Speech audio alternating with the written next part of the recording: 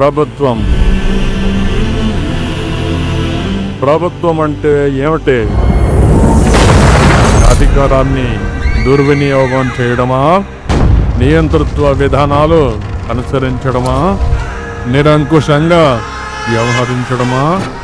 పేదవారిని ఇంకా పేదవారిగా మార్చడమా?